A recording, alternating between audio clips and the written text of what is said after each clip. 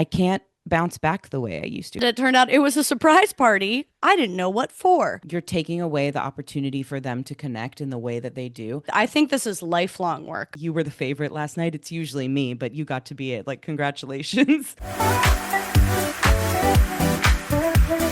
Hey, hey, hey, welcome back to Not For Everyone. We're a podcast hosted by a hater, that's Caroline, a lover, that's me, and there's no other hosts. I don't know why I was phrasing that in a way where it was like a three, Three, I love two, the rule of one, third threes. host. Yeah, I like parallel structure. I like the Oxford comma. I like rule of threes. Like I need that, and I couldn't give it to them today, but that's where I was trying to go. How are you? What are you Oh, drinking? wine. Oh, chic. Yeah, is it? I don't know. I thought it looked like, I mean, it doesn't, but just since it's dark, I Coffee? thought it looked like espresso or something. Yeah, but it was Yeah, that would in a be glass. that would be so much espresso to be drinking. Yeah. It's also a lot of wine to be drinking. I Yeah, support Justin and I you. have not been drinking at all for a few, very, very, very, very little for a few months. Like I didn't even drink at my birthday or I don't know, but maybe I've had a drink a handful of times and then it just sounded delicious I right love now. that.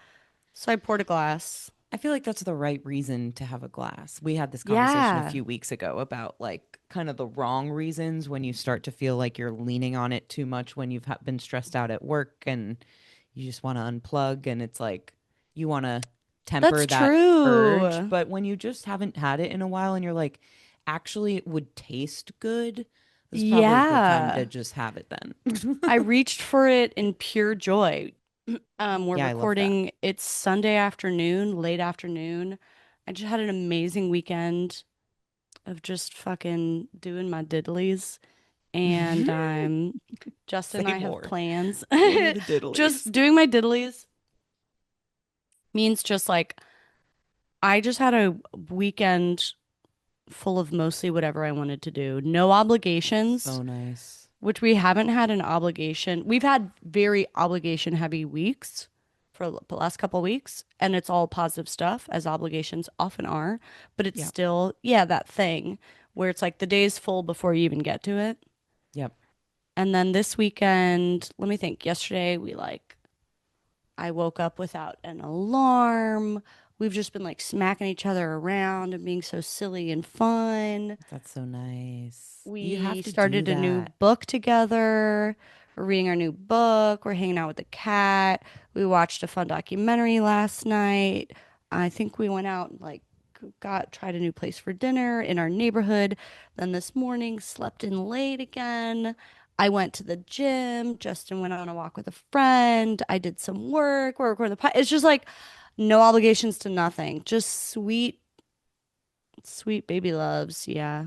Yeah, I'm happy for you that you were just like recited my version of a softcore porn, like just having a weekend Yeah. where you can putter about. I require them pretty much every Mm, weekend, but I rarely get to have them. And last ever. weekend in particular, I went to DC to visit you, to visit my family, and Yeah. it was really fun. And it was like jam packed with seeing a lot of people.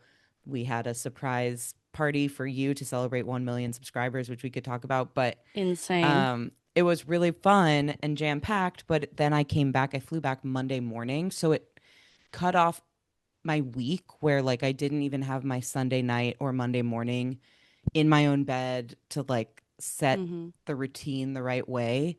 And I feel like I was a crazy person this whole week. Like I Hmm. really struggled. And there's probably a lot of reasons and components and things I could point to as to why. But in my head, it all comes back to not starting the week like with a good night's sleep in my own bed after a puttering around weekend. And it was still fun to travel and see everybody. And it's always good things. These obligations are always positive things, but I can't bounce back the way I used to. I used to be able to like, I don't know. I always think about this one time that I was at my first job in This one 2014. time. This one Yeah, time. when I was 22 years old, and my friend won tickets to see Beyonce at the Barclays Center in Brooklyn on like a Monday. and she found out about the tickets on Friday. And she was like, "Hey, obviously you're the person I'm going to ask. Do you want to come up for this? I know it's inconvenient. It's on a Monday." I was like, "Yeah, I think I have to do that." And I took the train after work that Monday, or like skipped out of work early, took the train up to New York, went to the show with her, slept on like her parents' floor, and then took a train back at like 5 a.m. on Tuesday morning and went straight to my office. And went Like, to work on Tuesday. because I didn't have time to put in like a time off request or anything. It was that quick. It Oh, all just had to happen and I had to get back to work. And I used to do shit like that all the time. I yeah. can't even fathom it anymore. But No, I now I'm used like, to. "Oh, I slept in my parents' house and it was so hard for me to have a week." Like, I went to bed at 11 instead of 9. yeah. I think my version of that, the first thing I think of is this one time also in Brooklyn, because it all happens in Brooklyn, where I Mm. like took acid, I think, for the first time with an ex-boyfriend and ended up having what I later would learn was a bad trip and like Mm. didn't even know. You And don't I was know. just, you You don't don't know know. until you know. I remember like days later reading about reading like forums talking about bad trips and like a step-by-step guide of like the circular thinking and the this and that and whatever. And I was like, "Oh, this is like a guide to exactly what happened to me." I guess that was what happened. But like when you have a bad trip and you don't know like what that is, you're just like, "Oh, the world was really dark and I'm not even sure if that's not still what the world is. Like, I think things are just really bad." Right. And I had that kind of night. I was like, this was in the midst of my IBS, like unsolved, unhealed, really bad IBS problems. And I took the acid while I was having really bad stomach issues, like a flare Oh up, no. which was a horrible way to take a drug. I obviously never think about like when is the right time to take a drug. I just take them in parking lots and I take them And when you're younger, you're not when thinking I'm about ill. like, "Oh, my No. body, this thing's happening with my body, so I shouldn't also do this thing with my body." Like, you don't connect Yeah. things. They're just Yeah. isolated experiences for some And reason. But it's anyway. such a known thing with experienced like trippers of like set and setting, la la la. Mm. And like you shouldn't do it in a bad state. And I was physically ill and I took it and then I just went into this black hole of like, I'm never gonna be well again. It's never gonna get better. And I was like begging Oh my no. boyfriend at the time to like take me to the ER and I was just like having this horrible night and the bad trip went on and I could even when I closed my eyes and tried to sleep, and of course you're just like up and rattled, I couldn't sleep.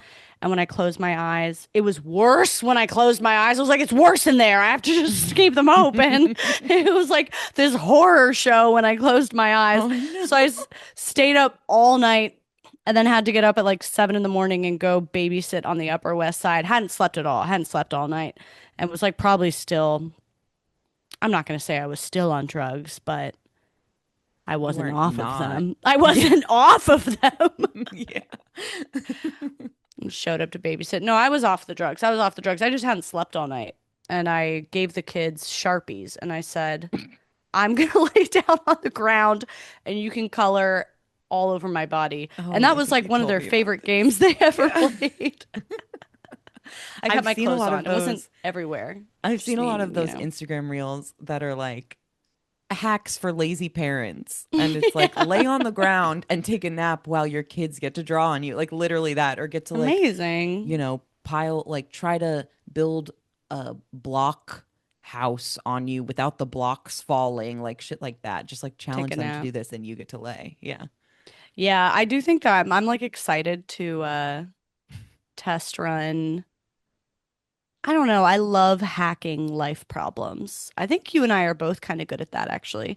And I love finding a good hack for like this thing that is so annoying and it's so banal and everyone encounters it and everyone bemoans it. And then you're like, okay, but I could just take a nap and they can draw on me. You know what I Yeah. mean? Yeah, I mean, I think that's the point of life, is just like finding Basic those things survival and telling hacks. people about them. I Yeah. feel like I've been at some events recently where I've found myself, and I love when this gets to happen to me. I've found myself just kind of like holding court with people, like at a party I went to a couple nights ago. I feel like I've just ended up in these at these party environments where I'm like sitting at a table and people are kind of like gathering and I'm spreading the good news of like some hack that I know or like I don't know. I can't even think of the topics that You're we've collecting discussed, but disciples. I just feel You're like collecting disciples. That's my what I. cult is happening. My mega Yeah. church is happening. Yeah. I feel like I feel like that's so fun to me is just for people to flock around and be like, "Oh, what are you saying that could help with my anxiety?" And I'm like, "I have the answer, What do even you though think this podcast is? What do you think I this actually had a podcast is? panic attack last night, but here's the answer." Like It is that's the amazing energy. how quickly I can bounce back from a panic attack and be like, I'm enlightened. It's like, well, you were panicking like 12 hours ago. But then You through it, thought I you were figured it dead. out. It's called Now I peaking. I have the figured answer. it out I when I was figured it at the out. bottom. Yeah. Yeah. It's so Okay, fun. so it's true. I don't even know how much we're going to talk about this, but I actually do think it's crazy. I want to talk Last about it. weekend, you want to talk about it? Okay, Yeah. so last weekend, let me tell you what happened. Speaking of something Jess was talking about, last weekend, I went to my parents' home because my sister Elizabeth was visiting like a week or so after her birthday. And weeks ago, she was like, "Oh, I'll be home on the 20th. Like, can we do a little family dinner, birthday dinner, blah, blah." Not really birthday thing, but just like, she wouldn't be here on her birthday. Great family dinner. Cool. So I go to that. And first of all, a couple weird things happened. Oh no. That day, it's a Saturday. And I get a text from Elizabeth, who apparently is already in town from New York. And she's like, "Hey, I really want to come over and meet your cat. Can I come over to your place?" Oh my God. And I was like, I was in the car with Justin when I got this text, and I was like, oh, she needs something from me. She's trying to get something. She never volunteers to make the drive from the suburbs to DC. She doesn't give a fuck about my cat. Like, maybe she needs to borrow a dress, or like, I don't know what the deal is, but I was like, this is weird.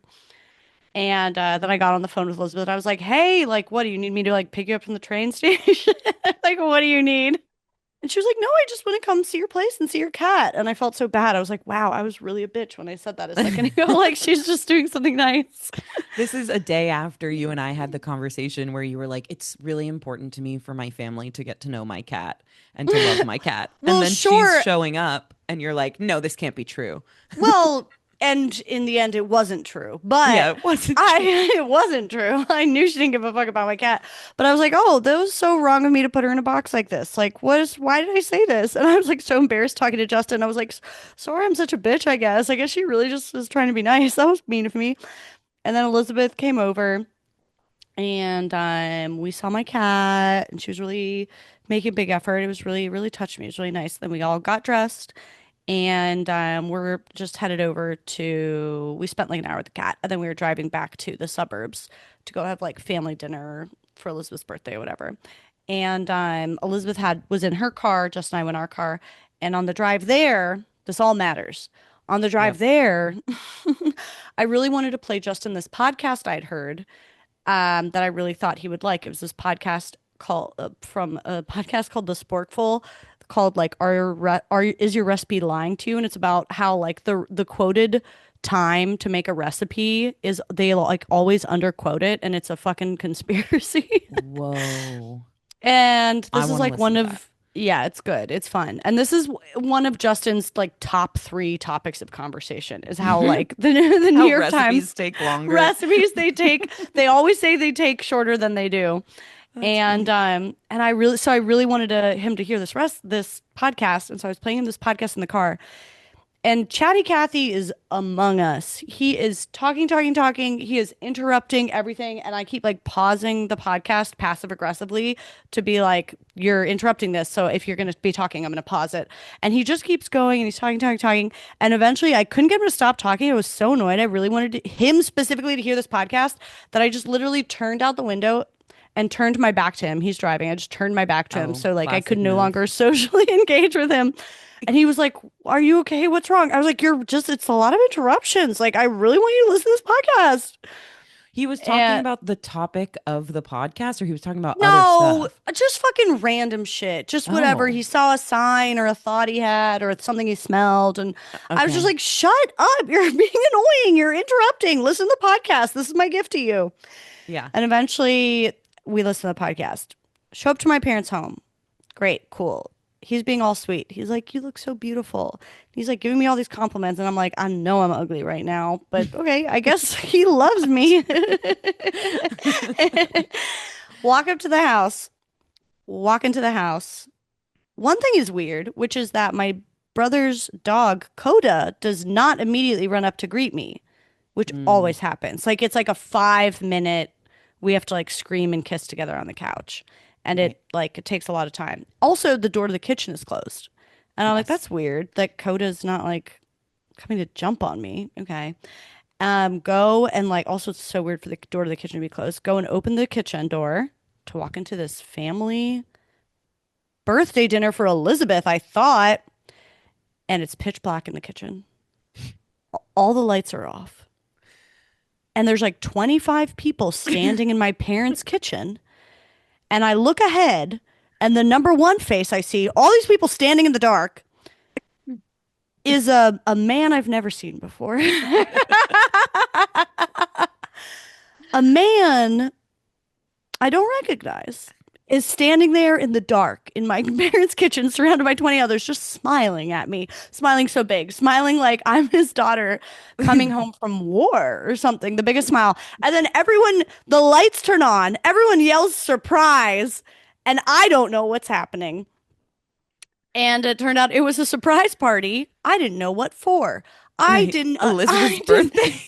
I didn't know what for about 10 minutes because I was in such a state of shock. Jessica DeBakey and Jessica was there.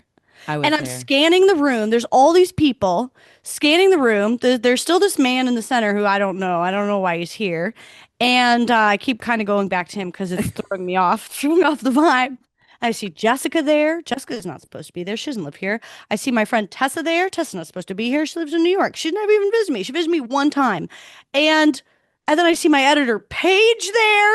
I see my other video editor and my video editor Paige. We've worked together for almost 4 years. We've only met one time in person. She lives in Oregon. These people are in my parents' kitchen, and it was a surprise party conspired by Julia, my sister, and Justin, my lover sister. And they'd been planning it for months. A Yeah. surprise party to celebrate 1 million subscribers, and it was probably the craziest. I've never felt that experience. Like I've never felt that level of shock. Like I would assume I was talking to Julia, my sister, about it, who is a therapist and stuff, and like talking through it with her. She was like, "It doesn't sound the what you experienced doesn't sound that Positive. different from from like regular like trauma shock of Yeah. like getting into a car crash. Like the way I describe it is like it was a beautiful day. It was a beautiful day like any other day. Everything was fine. You know, like my body got hot.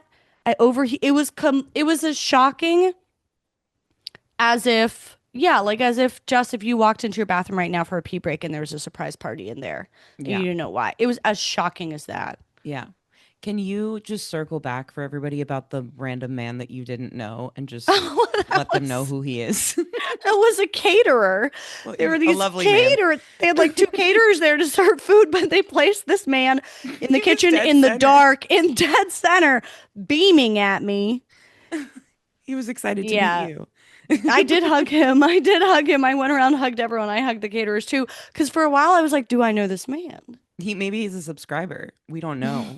We don't know. He was Um, smiling so hard. We didn't know each other. Yeah, I think the funniest thing, well, okay, that part is really funny, you hugging the caterer, because I saw that happen. I saw you, I was like, you were going around the room making your rounds and hugging everybody, and I'm like Because standing there I waiting was for my hug. overwhelmed. I was Right. overwhelmed. I didn't even know where I was. I totally. But I'm like watching you go one person by one person, and then I'm like, oh, she's hugging the caterer. Okay. Yeah, she's just really happy. It's really exciting. Yeah, that makes sense. Um, but it also did kind of dawn on me like, will she understand that this is for that this is for the 1 million subscribers? Like it was a week or two before the party that you actually hit the number. And I don't know, like you have a lot of family birthdays around this time, right? Your birthday was like a month ago, and then Elizabeth's birthday happened. You guys have lots I of got birthdays close engaged to each this other. You got year. engaged this year. People Like keep talking about there's, engagement parties.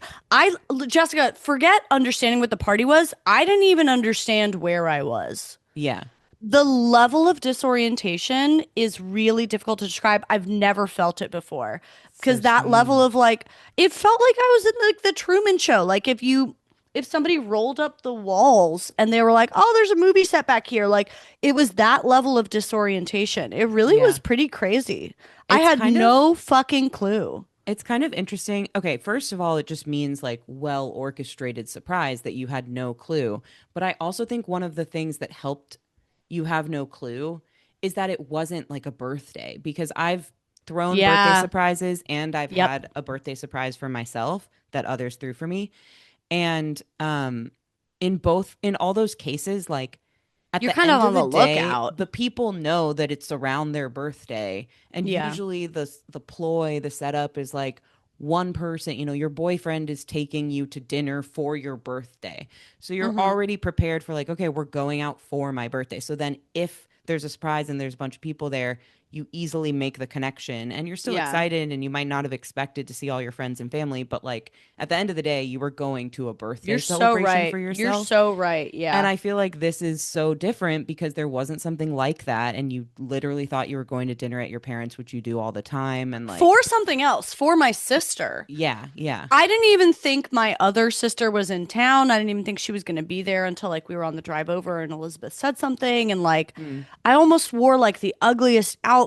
Like, you're so right. There was all this misdirection because it wasn't a set date for a birthday or an engagement or something. And had felt apparently my siblings, especially Elizabeth, bless her heart, was so stressed out that thinking that I felt sad that like I had to organize my own 1 million subscriber YouTube celebration because I was already talking about like organizing my own party. yeah. And Elizabeth felt really, really stressed, thinking that like how sad that she thinks she has to stress her, like organize her own party. I wasn't sad at all. It just never occurred to me that anyone else would do it. I was like, of course I have to do this for myself. Yeah. And there had been little celebrations like Justin took me out to dinner one night before. He got me balloons. I had like a little celebration with my parents. My siblings all texted me. I just didn't think there would be more celebration than that. So it was fully out of my mind. Mm-hmm. Yeah. And it was just like the most misdirection. I literally like I don't what is a kosher thing I can say right now? I I felt it was I genuinely feel like I felt like a similar level of shock like if I came home and my house was on fire. Like Yeah. that would have been like less desirable, but the surprise and the like this came out of nowhere. It was a completely normal day. Why me? Why now? What do I even do? What do I do now? I've never had a house on fire before. Like Yeah. it was that level of confusion. And literally despite there being giant gold balloons that spelled out 1 million. I didn't know what the party was for about 10 minutes in. I just started hugging people. I was I wondering just if started those hugging balloons were people. even in the kitchen at that time. I was like, did we give her enough clues here? Like, but Yeah, it but I was wasn't just seeing. overwhelming. Something Yeah. was so, it really was kind of like fascinating. Like, I saw, okay, a bunch of people standing in the dark. I don't know what that means. This isn't Hmm. like a millionth of a second. Yeah. Random man standing there beaming at me. Don't know who he is. And then the lights come on. People are screaming. Okay, I'll scream too. Why are we screaming? And then I saw my friend Tessa's face. That's weird. Doesn't belong here. Jessica's face. That's weird. Definitely doesn't belong here. Then my editor's face. And then I was like, oh, this is weird. These people know me. And then I turned, and it's all on camera too. They have many Yeah. videos of the reaction. And then I turned to Justin to accuse him of all the conniving he did. And then I just started hugging people. Yeah, I think you put some flowers in my arms. Hmm. It Yeah. was crazy. Yeah. Oh, also, yeah, I didn't even explain this part, but I learned that once I learned about the whole surprise party, that's when I understood the other weirdnesses through the day that I like didn't understand before. So I had thought it was weird that Elizabeth was volunteering to drive all the way to my apartment and was excited to meet my cat because I know Elizabeth doesn't really like cats. And that was all because she thought she should come to my house to make sure I didn't show up to my parents' house early. So it was like, okay, we're going to go have a visit to make sure I showed up exactly at like 7 p.m. And then on the ride over, Justin was being weird in the car and he was annoying me talking through this podcast I really wanted him to listen to because he was driving and his phone was up on the dashboard in like the phone holder so that he could follow the Google Map directions. But at the same time, my little sister Julia was like live texting him for location updates and blah, blah, blah. And stuff was popping up on his screen and he was freaking out that I would see it. So he was just like manically trying to talk to me and distract me. Meanwhile, all I wanted him to do was be quiet and listen to the podcast. So I was getting really mad at him. Anyway, that was how all the pieces came together. And I loved like having people put all those little moments together for me beforehand. It was How really did it fun. feel to you? I'm still processing. How did it feel to you as giving the surprise? Did it feel satisfying? Yeah, I think it did because like I said, I've done surprises before, and I don't think the level of shock has ever been that high for the reason I was saying. Like I've done birthday surprises and stuff. So, plus you said that you like have never had a surprise, no one's thrown a surprise party for you before for anything, and you've Yeah. kind of always wanted one or wondered what that would be like. So that was really satisfying because I didn't It's know we like traumatizing. never talked about that before. So I Yeah. was like, oh, okay, like this is particularly, I don't know, it felt really satisfying. And it had been in the works for such a long time. Like 2 months ago, at least, your editor Paige messaged me on Instagram and was like, hey, Jess, like we are putting together a video for Caroline of like all her friends and family congratulating It's her this on 1 million huge subscribers. conspiracy. Like, could you record something for me? Whatever. And this was still like I asked her like, "Oh, when are you expecting it to hit?" I knew that she's on her way to that, but like when are you expecting? And she was like, "Probably August or September." It was like June when she messaged me. So this was all like in the Wow. works for a long time. And she's like, "Justin's messaging people too, like we're trying to put this together." And then shortly after, I got the invite for the party from Julia, and I was like, "Oh, perfect," because I was wanting to come home and visit my family and like see you in any way around this time period. So I was like, perfect, I'll make sure it's that weekend. And it just kind of all started to come together, but it Jessica. was months ahead of time. And then I Yeah. wasn't really worried I would ruin it. Um, but I was worried someone would. And when you did plan like your own celebration for the 1 million and you sent me the invite for that, I did have a little bit of a feeling of like, oh, this little baby doesn't even think that No anyone idea. would No. do anything for her. Just give it a couple more days, dog. Like, don't plan your own party. I No. mean, still go do that party, but Yeah. yeah, it was that made it even more satisfying too. It made me kind of sad in the way that you said Elizabeth was sad, and it also made me kind of like, oh, this is going to be an even more satisfying payoff for the surprise because Caroline's over here It's planning her so own funny. celebration. Like I perfect. didn't She think has no anything, clue. there's nothing sad about it. I plan all my parties for Yeah, myself all the you plan time. all So your party. You plan your own yeah. birthday party. There's nothing sad about it. But I have had multiple friends tell me because I talked to them about this other thing I was planning, and I was just like checking with people and being like, you have to come. And like, I made this whole like party invitation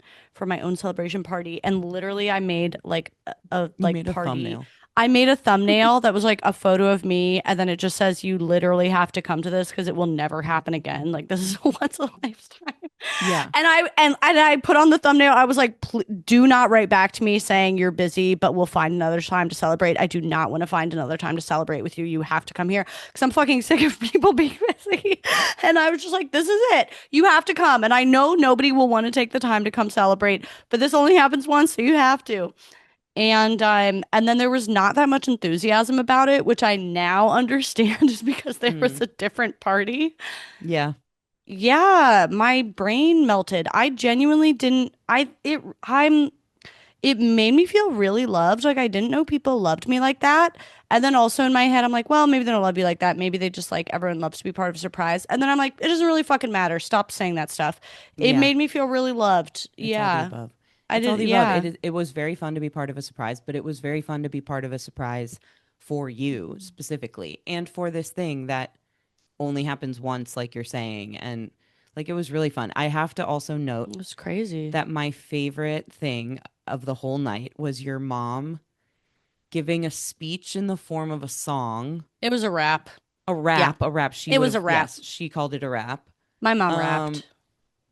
that was like modeled after your Bombas ad that went viral. And it was, she had us all chanting like, Caroline, Caroline, Caroline. She was like, um, why you working so hard? Caroline, why you being so smart? Caroline. It was so Cute. cute. It was the cutest thing ever to see her doing that for you. So yeah, I had a blast and It I was really was cute. happy that it felt special for you. And they decorated your whole backyard. It was so pretty. Like it was Yeah. really nice. A lot of effort. Julia and Justin, I think were the main conspirators, and they're just like the best. I'm like, they're the ideal party couple because Justin um is like the king of logistics and getting shit done. And Julia is not, but Julia, my little sister, is the queen of like vibes and fun and decor and And like thoughtful touches. yeah, it was like it was actually an insane party that I knew it was really touching because I knew just seeing it, my family could never do this. It was specifically Justin and Julia. My family would never do this Mm, otherwise. mm-hmm. Yeah. That's Anyway, really nice. I don't know if that was interesting to anyone, but it was like a unique and singular experience that like really fucked with the chemistry of my brain, I think. So would you be surprised again? Would you do this? Would you recommend to a friend on a scale of 1 to 10? I would recommend. Yeah, I think it was really important. I feel like if you throw someone a surprise, the hard thing about birthday surprises is that you basically have to first disappoint the birthday person. Yeah. Like you have to make them believe that it's this other lesser plan first. But I feel like the way to do it is to I have surprised Justin for his birthday, and I chose to do it the week before. Don't Yep. do it the Do week it after. early. I Do was gonna not say do it the that. week after because it's not as fucking fun. Then it's just like, oh, something random happened. But like if you do it after the birthday, there's still like a little bit of like disappointment or like you're probably not going that hard on the birthday Yeah. itself because you're like, oh, I have this thing planned later, but then the day itself is kind of weird. I don't know. So I feel like either do it before or do a couple like red herring celebrations, like kind of happened with me. Um, yeah, I don't know. Don't put the caterer in the center of the room. That's probably my one piece of feedback. The other thing I wish I'd done is I wish gone and sat like alone in the bathroom for 10 minutes because there uh, really was like a state of shock going on. And I felt like I've heard people, it kind of felt the way people have described their weddings of like it goes by in a blur. It's just one blur. yeah. You can't even believe it's done. And a lot of people say like they wish they went and like stepped to the side and just like soaked in the moment. I feel like I wish I'd done that. Yeah. Yeah, I get that. A If it were plus, A me and plus. I did that, I feel like I would have just cried. And then it would have been Yeah, like, I well, I started don't know if I crying. want to cry right now. Yeah. Yeah. I did started crying at one point. And then I said, "Stop it, you stupid bitch." Get some So, get some fish from this catering man, from this nice man who just wants you to be happy. Yeah. yeah. Yeah. It Fun. Yeah, I was glad I could be there. was really special. Very sweet and very good that you were able to like take this weekend to do nothing after Yeah, that girl. because we need it. We need it. What's on your mind? You got a haircut, and I think this is my favorite your hair has ever looked. Everyone watch on Thank YouTube. you. She looks like our 90s sexy. You look like, what is that show? Felicity with Oh, the I know like that show. 90s. Yeah, you look like you're like on going to NYU in the 90s. Felicity. Thanks. I Yeah. do go to NYU. Yeah. Thanks. It's cute. It's making me happy. My hair grows really fast and I like to maintain the shorter length because I just think it looks best on me. It's It's where I feel so most myself. cute. It's Like so cute. it's so easy to maintain. It just my hair looks better at this length. Like it does it moves Yeah, it's doing in the really good wave. These are ways. your Yeah, natural waves, and I like exactly. it better even than your hair curled. Yeah, totally. This is It's how it so just cute. dried, which is Yeah. crazy. But if it was a couple inches longer and I let it air dry, it does something totally different. So, yeah, I got a haircut this week and I feel great about it. But the problem with short hair, if you want to maintain it, is you have to get haircuts like all the time, like every other Yeah. month. Because once it And goes like an especially inch my hair. longer, it's going to Hmm. flip out on your shoulders, and then you're going to Exactly, which be, I fucking hate. And I'm yeah. loving the distance between my shoulder and the bottom of my hair. Like something about Yeah, this section that's is very juicy. satisfying to me. Yeah, it's very good. So Very good. thank you for noticing. I feel good about it. I don't know what else is on my mind. Let me see if I wrote anything down. I might have. I have dumb shit I can say, but I also just talked for so long. So Let me see. let's hear your dumb shit instead. Mm. Oh, I had something funny happen yesterday. I can just say this. Oh, no way. Yeah, there was something funny that happened. Ryan and I went to a party at a friend's house, and it was mostly people that we don't know. Well, I think I know 75% of the people that were there, but I don't know them very well other than like our friend who was hosting. But I've met them and we've like been in each other's circles for a while. Ryan knows like none of them other than the hosts, but whatever, we went, it was a good time. And um he ended up having to leave early and I stayed longer, and it was so funny because this couple that we had been talking to for a while, who we just met, like we didn't know them before, one of them came up to me and was like, "Oh, we really enjoyed talking to Ryan. We really loved him." And then they were like, "I mean, we really liked you too. We really like you too," or something. Like they felt they were trying to like give me a compliment about Ryan and how like precious he is or something. But then they felt like they needed to correct it and be like, "Oh, but we like talking to you too, but he's quite charming," or something. It was very funny and cute. I don't really know what my takeaway on it is. I think it was just like one of those moments where I'm usually the extrovert and he's usually the introvert, and like it's very easy for us to just end up in that dynamic, like repeating that dynamic when we go to a party or when we go somewhere. Like if we stay together at the party and walk around together as a pair, then I'm going to be the one who's doing a lot of the talking and he's going to be the one kind of observing. But at this party, we separated a little more, and like he was kind of talking to people over here and I was talking to people over there. And it gave him an opportunity to show off that he is a cutie patootie. And it made me really happy. And it was kind of a good reminder to me of like stop doing so much. Like let this person do Relatable. things too. I don't know, I probably am making it mean more than it does, but I think that's a lesson I've been learning a lot recently of like, Mm-hmm. if I take up a certain amount of space, whether it's being an extrovert at a party or even in conflict, even like in how we talk through conflict, like if I'm doing all the work and taking up all the space of like talking and figuring it out and moving us through the issue, then I'm like annoyed that he's not. It's like that's because you're not leaving any space, dude. And it happens, yeah, in conflict. It happens in these like sweet day-to-day fun ways of like him getting noticed. And I've been teasing him like, you know, you were the favorite last night. It's usually me, but you got to be it. Like, congratulations. So anyway, I thought it Mm-hmm. was a nice takeaway. I wondered if you've experienced anything like that that just made you like, oh, it's good for me to back off a little. Or do you relate? Totally, all the Yeah. time. Oh my God, I have to back off. Yeah. I really directly relate to that thing, like with your partner or with other men in particular that I care about, who aren't like, I mean, really anybody who's not like a fucking performative clown the way Right. that I am. Like, specifically, I've noticed how like with Justin or with my brother Luke, um, they're not wallflowers, but they're not like chomping at the bit to talk, obviously the way I am. And I'm not even actually chomping at the bit to talk. I kind of hate talking, but I Mm-hmm. do really, really want to eliminate awkwardness. And I do really, really want to make different people like each other.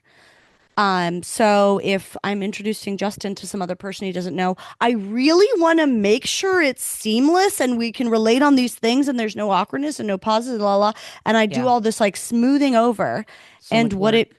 and what it means is that Justin doesn't get to like have his own moments of forging something with this new person. Or I do it with my brother too. I do it with so many people. It's not actually that I want to talk that much. It's more that I just really am set on this outcome. And for some reason, I'm determined that the only way we'll get there is if I take us there. Yeah. And there was specifically this moment, this is like a few months ago. My brother came over and he and Justin are very comfortable with each other. But my brother was over here with Justin and with some of Justin's friends. So other guys who don't know my brother, but they're Justin's friends. And I want them to like Luke as well. And I want Luke to like them and blah, blah, blah. And the anxiety level in me Mm. gets so high so fast of like help these people relate to each other, try to explain the jokes to each other, they're both funny people, but like they might not know each other's sense of humor, so explain it and just paper over it and la la la. And it's so high, and I have such an impulse to like make it all relate and make it all work. And I've learned that when I do that, it actually like it prevents awkwardness, but it also prevents them connecting Yeah. because I'm doing the connecting. And so what I've started to do is I took myself upstairs and I had myself sit in the bathroom for like 20 minutes. And that first like 10-20 minutes is when it's most awkward. And it's also if it's awkward and if I let them both, these men, whatever, sit in the awkwardness, then they will start to figure out their own way of connecting, which is not my way. Mm-hmm. And it will be much more authentic to them. And the thing is, like, my way of connecting everybody, yeah, it doesn't leave pauses or awkwardness, but it's also not these men's way of connecting. Yeah. It's like my way of connecting, and it doesn't actually fucking do anything. And I found it Totally. so much better for me to remove myself. Mm-hmm. Yeah, but it's I also like think it's that's too right. uncomfortable for a while for me to be around it. I can't be around it. Yeah, it's partly you're removing yourself because you know that they will fare better that way.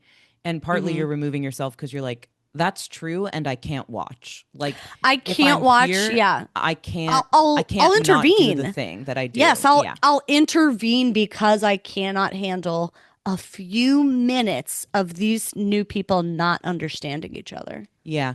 And it does take away. I've noticed the exact same thing for myself. I feel like I haven't figured out to fully remove myself from the situation like in an intentional way, but it happens like last night it happened where we just happened to be separate, kind of like manning this party separately, and then I was able to have this reflection. But I think what you're saying about like you're taking away the opportunity for them to connect in the way that they do. Like if you explain every reference and every inside joke, then it takes away somebody's ability to ask a question of like, "Oh, what I've Mm-hmm. never heard of that. What do you mean?" Like it just takes away the ability for them to actually converse. And then another thing is that I think the way that I like to converse with new people is like I like to be really curious and ask questions, not in a like interrogation sort of way, but just like I want to make sure that they know that I'm interested to learn about them and get to know them. And I'm kind of like I'm also looking for a sticking point where like after a certain number of like attempts at opening conversation or asking something about them, we'll find something that I have more I could say about, and then we could end up in a conversation about that thing. That's how I tend to move. I have found that it feels like nobody else does that. Like, Well, especially not the average man. and especially not the average man. I think it actually is relevant to, we get so many listener DMs that are like, this guy wasn't asking me questions on our date. Like, is that bad? Like, there's this I don't know. I think there's this kind of mantra that goes around online that's like, if they're not asking you questions and interested in you, then like kick them to the curb. But it's like that's not the only way to show that you are Mm-hmm. interested in getting to know someone, but it's been hard for me to learn that that's not the only way because to me it comes so Mm-hmm. naturally and it just seems obvious. Like you don't know somebody, you ask them questions and you get to know them. Anyway, But if you're just doing that the whole time, it like puts you in the position of like you're the interviewer and yes, they're like you're Oprah and they're Oprah's guest. And yes, it can be hard. And then you can get into this other thing. Sometimes you, because I'll do that too. And then sometimes you get into the spot where the other person also wants to be the question asker. And then you're just like trading off, like asking questions to be like curious, but it's not really in a natural way. hmm, It's not really conversation. It's just like we're both doing polite gestures of it's like the how asking. about you? It's like you ask somebody a Yeah. question and then it might take you down an interesting rabbit hole for a little bit and then there's a pause and they might feel like now they have to say how about you, but it like doesn't even necessarily apply or it's not even very relevant. It's not one of those questions that you really have to say how about you with, but you kind of feel Yeah. like what else do I say? I have to keep I this have to repay going. this question. Yeah. Right.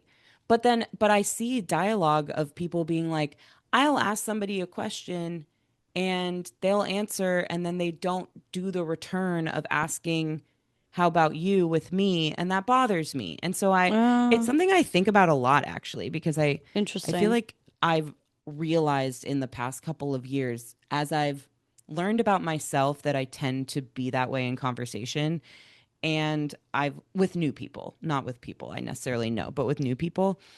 And I've also observed that like I nobody it feels like nobody ever asks me a question ever. Like I new people I know, I feel like there's like a lack of question asking that happens in our amongst our generation or our culture. Maybe it's just the people I happen to be around. I don't know, but I've seen people talk about it online.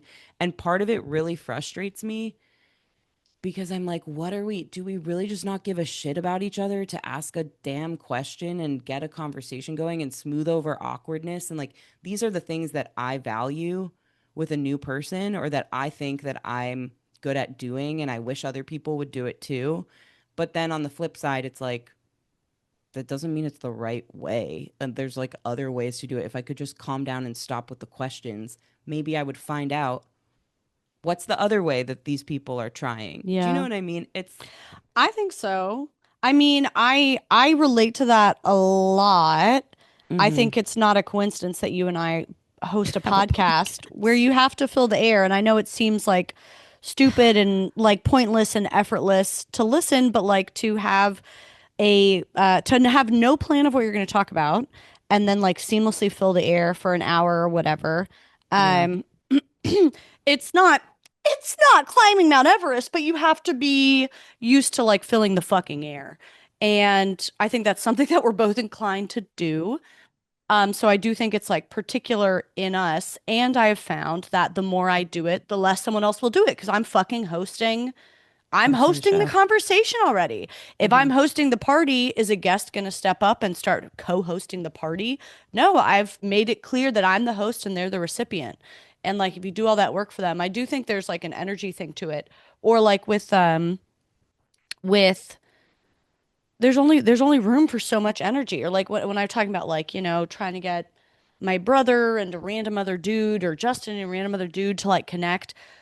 I can only think to connect them in the ways that I connect with them. I'm Yeah. like, oh, Justin likes this show and you like that show, blah, blah, blah. Maybe they don't give a fuck.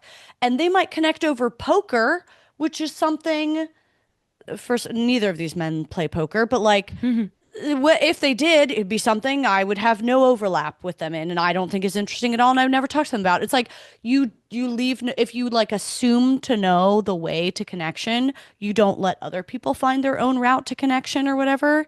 Yeah. And yeah, or like I think there's similar like energetic dynamics like we talk about in dating or relationships. If you're always the one moving to, and then you complain that no one moves to you, it's like, well, you haven't, there's no space left. And I feel I'm like I'm a what's it called? Uh an offender in that way a Mm-hmm. lot. I Yeah. have to remind myself to leave space, which feels very uncomfortable and very undesirable to me. in order for anyone else to fill the space. Yeah. Well, that is the thing is like what I'm saying is true. I tend to ask a lot of questions in conversation and tend to fill the space, tend to know how to smooth over the awkwardness because I have a podcast and have performed and kind of like know how to do that sort of thing. Like I'm trained in a way to do that sort of thing. Um, and that's all great and fine and that can work. But if I'm annoyed that nobody is reciprocating or nobody is getting the Mm-hmm. conversation started first, then I have to leave space for them to do that. And what that means is that there might be an awkward silence first, Jessica. Like Yeah, there might be. there might be a pause, there might be some fumbling around that happens. There might be Yeah. just like awkwardness until you figure out the way in. And I'm Mm-hmm. so bad at I think just because it's so second nature for me to remove that, Yeah. it's almost like Well, why it's a wouldn't I remove it? superpower. It's a superpower, but it costs you something. Yeah. It's a superpower that you can give to people, Jess, and then it robs you of something else. Like, Yeah. okay, you can just give your power to people all the time, let them receive that gift, but I find it robs you of receiving. Or I Yeah. walked another thing I think about, not even just like the asking of the questions, but sometimes just literally the energy in your voice, like the energy and the excitement you're bringing. Especially, I will say, I think a lot of women, it's more a female thing. Mhm. Um, Justin and I were walking down our street the other day, and there are these two women standing outside, maybe like mid 40s or something, talking to each other in their way, in this way that was like, yes, and yes, I did see that, and like, oh my gosh, I've just Mhm. been like so annoyed at what's going on with the trash recently, and like, like I just had to tell Todd that, like, yes, I know, yes, that's so funny, and they were talking in this way where in 2 seconds I turned to Justin and I was like, those women don't know each other very well because Yeah. the energy was so intense and so unnatural, even though it was all aimed at this kind of familiarity and friendliness. Obviously, the goal was friendliness, but it was so clear that these people do not know each other that Mhm. well. And then, I think we like went on a walk, came back, and it was clear that they were like neighbors a couple houses down. They've probably seen each other in the neighborhood, but they're not that comfortable. And it's a very common energy, I think, that comes up with female interactions where everyone just wants it to be nice. Yeah, you Everyone want it wants to it go to be well. nice. Everyone wants it to be friendly. Everyone wants the other person. There's a lot of consideration for the other person of like, I want them to feel like I'm into this, but I'm not actually into it because I don't actually know them that well. I don't actually feel that much from it, but I want them to definitely feel like I'm into it. And I don't want to let them down and I don't want to be rude. And like, it actually, I think a lot of it comes from anxiety and also consideration. People Um, pleasing too though. Like People pleasing, and like wanting to totally. be liked. I Yes. want to leave this even if this interaction is nothing, is like a passing thing and I'll never see I this don't even know person this again. person. Don't I even know need them. them to leave it with me liking me. Like that's often how I feel, you know. I more so feel like I need them to not feel hurt by me. I Mm, don't want them to feel like I'm like, oh, if I don't give enough, they'll feel disappointed or they'll feel hurt. I just assume no one likes me, but like I can't you don't want to deal. leave a negative you Yeah, don't I'm want to like leave a negative my impact. default Yeah. will be negative unless I do this thing. And and when somebody brings that energy, I find it very difficult not to match it, right? You're matching Yeah. energies. And something I've been working on recently is just like noticing when that energy is happening. Like we don't actually know each other. Neither of us really feel this intensity because it's not a normal human intensity to feel. With the people you love, you don't act this way. So like you only use this on like loose acquaintances, Mhm. weirdly. And it's really draining and it's like a performance and it makes me so tired. It's so socially exhausting. And I've been working so hard at just like, I'm not meeting you there. Like, I will have my energy here. I will have authentic energy. And it might not be, maybe you'll be a little startled by it because I'm not screaming at you when we talk about the community trash situation. Mhm. But like, you can join me here. It's going to be more authentic. I'm not going to be drained at the end. But Yeah. it's so hard to do if someone comes in with that energy. It's so hard for me not to just be like, yeah. Mhm. Yeah, I know exactly what you mean. I feel like I'm going to start being more cognizant of whether I revert into that or not. Because I feel like my immediate reaction is I know exactly what you're talking about. And I Mm-hmm. feel like I don't do it very much um, because of all the things you're saying, like, because it doesn't feel authentic to me. And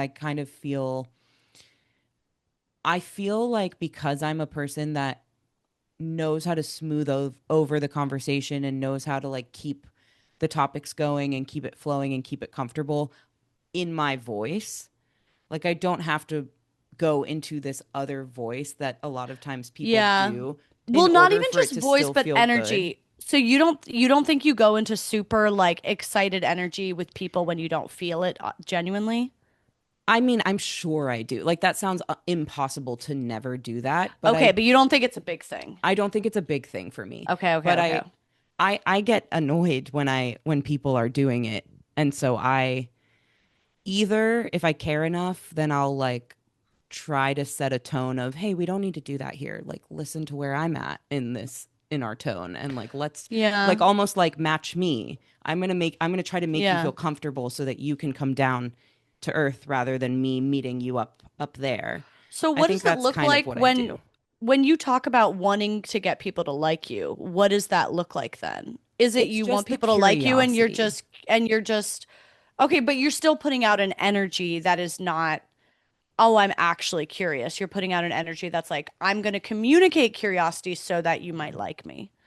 I think Or like you're the putting thing out is I think something. it's genuine. Like I think it's for the most part I think if I'm engaging that way with somebody I am curious enough. Like I think the way I feel about it is if I'm at this party and I'm going to spend the next couple hours here, like this was in my plans. I knew I was going to this party and I knew I wasn't going to know a lot of people. Mm-hmm. Then I want to make the best of that. Like I could go and just kind of be on the wall and not really engage. And I would feel like that was a waste of my 2 hours. Mm-hmm. Or I could go and try to talk to people and see if I connect with anyone and like make it a good party.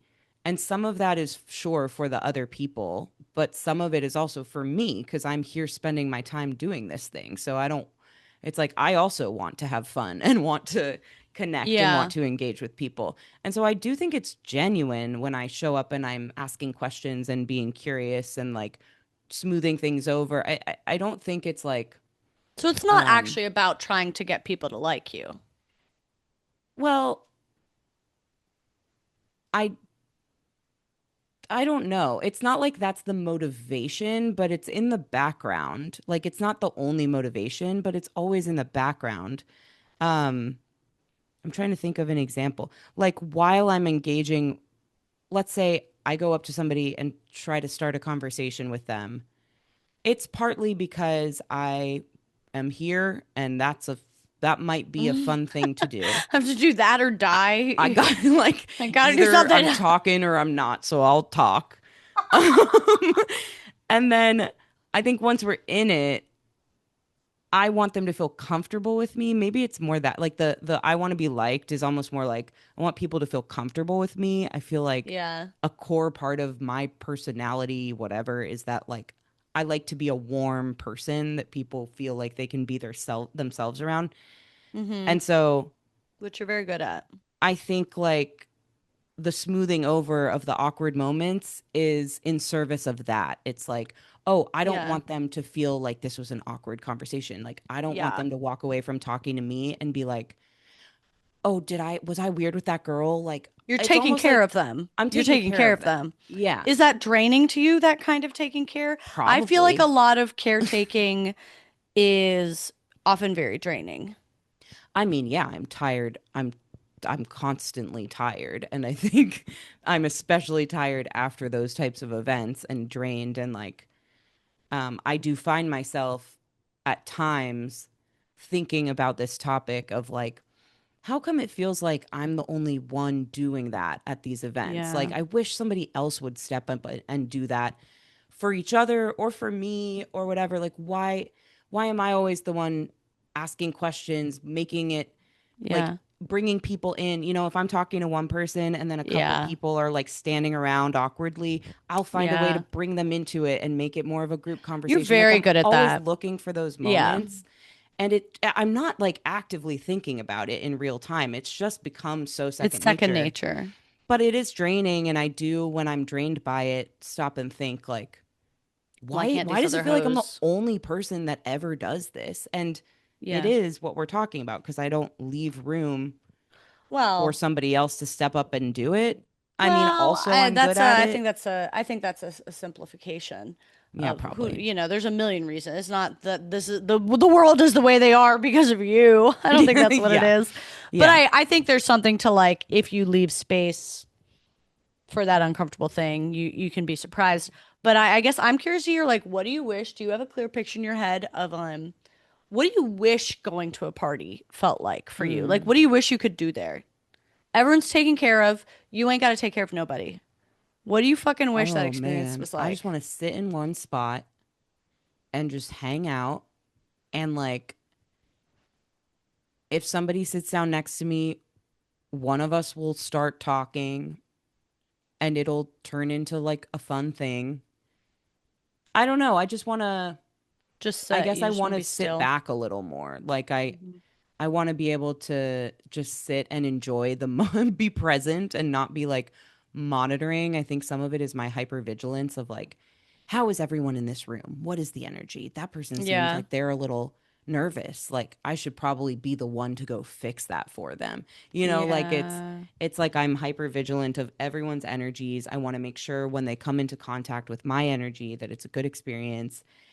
And I think it's just like I would probably from the outside be doing very similar things at the party. Like I'd be sitting and chatting with people. I'd be standing over here by the chips and eating them and chatting with people. Like I'd be doing the same activities, but I wouldn't feel so burdened by them or like Yeah. obligated to do them, or Right. it's like I want to remove that feeling. I think the way it looks would probably end up being the same because I am genuinely social and wanting to chat with people. Yeah. But it's like the internal motivation feels off, and then I'm overthinking on everyone's behalf, kind of, and then I'm like tired at the end. Does that make sense? Yeah. Totally. Yeah.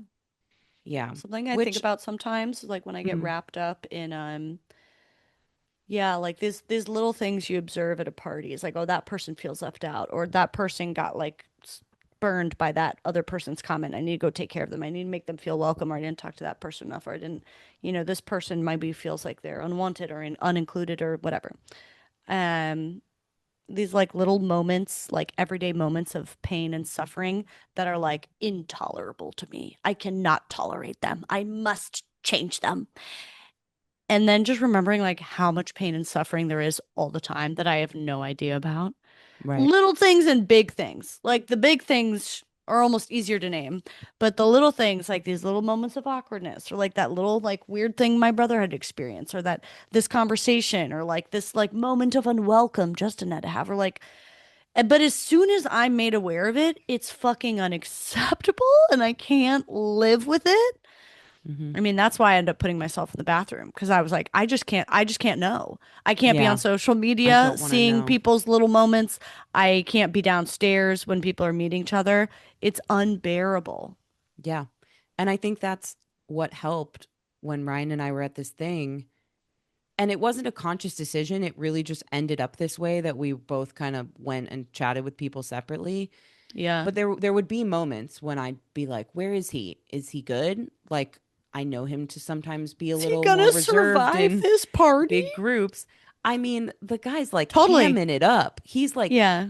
speaking of holding court, like I look over and he's holding court, and I'm like, what? Like, who is this? I mean, I know he has that in him, but like, I I'm too concerned when I'm standing next to him and we're moving through a party Yeah. about making sure like, okay, I know more people here than he does. So I need to kind of like make sure that he knows how I know them and like think about exactly what you were saying. Like think about something that they might have in common so that But he can he start a could go to conversation this around that. party and just fucking navigate this party without anyone. He did it. He Like did they're it. adult men. I this is something I tell myself all the time when I'm like getting over involved in like Justin's like the most independent person ever. And I'm just still this codependent hoe who thinks I Yeah. need to like, this hard thing is happening in his life, whether it's something small, like it's awkward at a party, or something enormous, like a work problem or a family problem or something. And I have to remind myself, like, he got through life without me Yeah. for 30 years. Like, Yeah. but I it know. feels Like, intolerable. if Ryan heard this conversation, it's like, I don't know if he'd be offended. I think that's too strong of a word, but I think he would just be like, what are you like? What are you What saying? is going on? What are It you is saying? laughable. Like He like is, in no way do I make Justin's life work or make it no. possible. Like he makes it work. He makes it Yeah. possible. But in my head in those moments still. Yeah. Yeah. It was a very good reminder. And I think I've been noticed. It's like I've probably talked about this before on the podcast. Like, I think it's something I continue to relearn, and it shows up in different settings. Like, the social setting is one thing.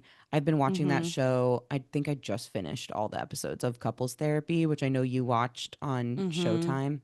And is it Showtime? Yeah. Paramount Plus, whatever. I'm just saying it Hulu. so that people know where to go. Well, whatever. It's really really great. I really enjoyed it, and she talks a lot. There's a lot of dynamics on that show of couples, heterosexual, straight couples who the woman is taking up so much Overbearing. space Justin and I were and the talking about man that. yeah, and the man is Why do you like think that she's like is? why doesn't he show Why up doesn't he and do do these this? things? It's like cuz It you is don't the let him. majority of the couples are overbearing women in the dynamic. And I do think it is like a self-selecting experience of like the people who will go to therapy, blah, blah, blah, blah, blah. I don't know. Yeah, Somehow I true. feel like it's a self-selecting thing. I don't think that's All straight couples. necessarily most couples, Mhm. but it is funny. That was completely a theme. Totally a theme in every season. There's like one or two of them, and the woman is desperate for the man to like Do have more. more of an opinion in things or take more of the lead on things or whatever. And Orna, the therapist, is constantly telling them like, okay, Do then less. stop. Talk. You're Yeah. doing so much work. Stop talking. See what he has to say. And so that's been in my mind because of that show, and it Yeah, definitely yeah. shows up in our conflicts. And then it's like less of a thing in the social dynamics, but it still happens. And I really want to work on it because it's like I'm in my own way sometimes, you know. I Dude, I think think it's I'm like fixing everything and I'm actually totally. putting roadblocks in the way a lot. That's the codependent thing. That's the codependent trap. Like I think this is lifelong work. I feel like I've been like made aware of it for a while and working on it for a while and there's huge things, but there's so many levels of it. Yeah. Like I just assume this is something I'm going to struggle with for a lifetime. And I'm shoot, what was I going to say? What one thing like I think when I was younger, I used to really take pride in like almost in this very moral way of being like, I will sacrifice for the ones I love. I will do things for the ones I love. I will be there no matter what it costs me. I don't care if they hate me at the end, as long as they are happy and they are safe. Like almost a very motherly thing Mm. of like, I don't care if I get anything back from this. I don't care if it runs me into the ground. I don't care if you never speak to me again. I just want you to be okay in whatever bigger little things that was. And I really took a lot of like, not even pride, but just like this was the moral thing to do. And it felt like a very big part of like Catholic upbringing too. Hmm. Like this like eternal martyrdom. And And then I've been like transitioning away from that in recent years, and it feels very confusing. It feels very confusing still, and I feel like I have to talk out situations all the time, specific scenarios where I'm like, I think it's actually like a value and a beautiful thing to inconvenience yourself for the people you love at times. I think that's what love is. I think if Hmm. I never inconvenience myself for people, then I would just be only doing what I wanted and only doing what was convenient for me. And if it happened to benefit someone, that was just a nice coincidence. That's not really love. That's not really sacrifice.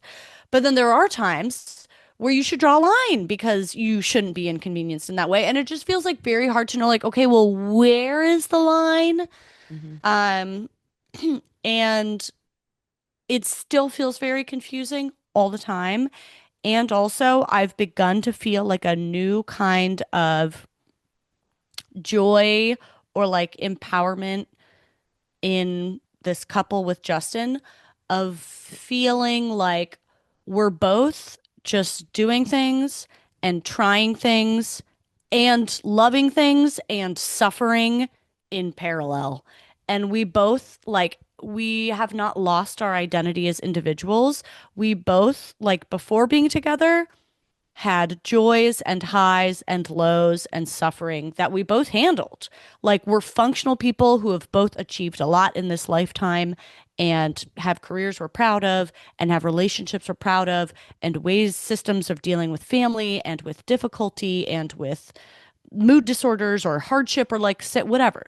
Mm-hmm. We have established ourselves as people who can deal with life, the ups and the downs. And in a couple, we are still two individuals who can both deal with our parts of life. And sometimes we support each other, and sometimes it's not like we don't support each other, but we just let the other be like, okay, you go out and do your day and deal with your suffering and deal with your hardship. And I'm going to go out and deal with my suffering and deal with my hardship. And then Yeah. we're going to unite back here because we're two individuals who run our fucking businesses, the business of our life, and that includes ups and downs. And you did it long before I was around, and I did it long before you were around. And we're going to keep that individuality. And there's some kind of overlap in how we support each other. But something about that feels nice is like Mm-hmm. sometimes knowing that like he is feeling pain that I don't interfere with, and I can know about the pain and like hold it in my heart and support when he wants to talk about it, but he's going to go out there and fight the battle. And same for me. And like something about that feels very like powerful and mature and more like we're a team Yeah. rather than I'm the one who makes it all work and makes it all right and carries us through. That doesn't feel like a team that much, Yeah. you Yeah. know? Totally. I totally agree. And I feel like I have that with Ryan more than I've had it anywhere. Yeah.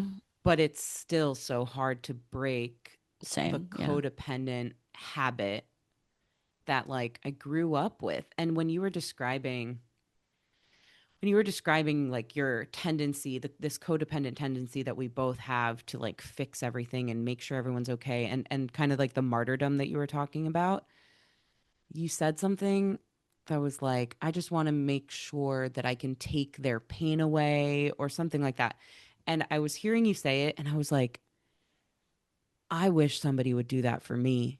Like, Mm. I think that a lot of where this comes from too, probably, is like somewhere in my development and in my brain formed the idea that like if I show up and do this for the people I love, if I show up and make sure that things are okay for them, that they'll do it for me too. And like I'll be okay because they're okay. And if I give in this way, then they'll give in this way.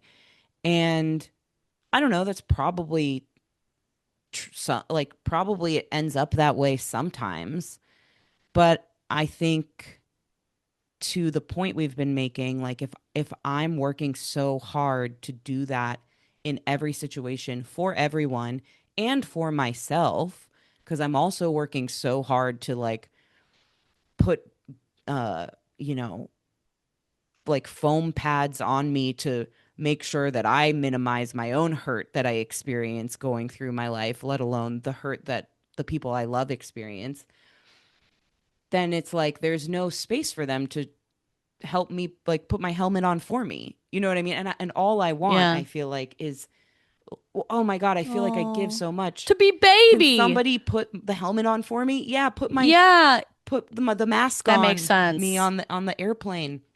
I'm a baby. And I think like Ryan does that for me in a lot of ways. And I also don't Mm-hmm. allow him space to do it for me in a lot more ways. And then I can sometimes feel, not only with him, just like in life, like this overarching feeling of like why won't somebody just take care of me? I feel like I'm taking care of everyone. And that's exactly why. That's exactly why. Because I thought by taking care of everyone, it would come back to me and they'd take care of me too. And what I've done instead is done all the work so that there's nothing left for them to take care of, but I still feel this like craving for it. I gotta leave room. I gotta leave room. This is what I'm realizing. Oh, your sound is off. Oh, Oh, there she hey. is. Yeah, I do think there's something too to being like the bubbly sibling or friend or person in the room where people are like, when you're always communicating, like you're always putting on a show and you're always bubbly and you're always smiling and you're always making jokes and you're hosting other people, which I do think is something you and I have in common. People think you're fine and you're taken care Yeah. of. Whereas like you might be in like the worst day of your life, but you'll still be doing that. Yes. And I've realized in my family, like some of my other siblings have no problem openly showing that they're in pain and they won't be taking care of anyone else, which they shouldn't be because you don't have to be doing that all the time. But as long as I'm always like doing the bubbly thing and smiling and making jokes, making everyone feel better, everyone's like, okay, we got 3 other kids to worry about. That one's fine for sure. No worries Yep. there. Let's look at the other 3. And yeah, I think it just puts people's mind at ease. Like they don't have to tend to you. We'll go tend Right. to the other disasters. Right. But you could, Which is what know, I've been, it's like my whole thing I've been saying through this whole conversation is like, my goal is to put their mind at ease. So it's working. it's I working.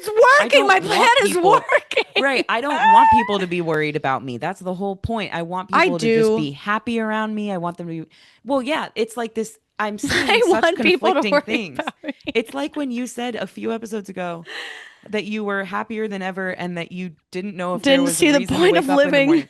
It's the same. It's like I'm so conflicted between like, yeah, I don't Yeah. want anyone to ever be worried about me. True. Except And for that's all the time. except for all the time. Why is nobody fucking worried about me? Like, can you fucking carry me? Can you just pick me up and carry me through my day? Like, I'm a please? baby For and the I will love do of God. everything for you and I will run your life and run your schedule.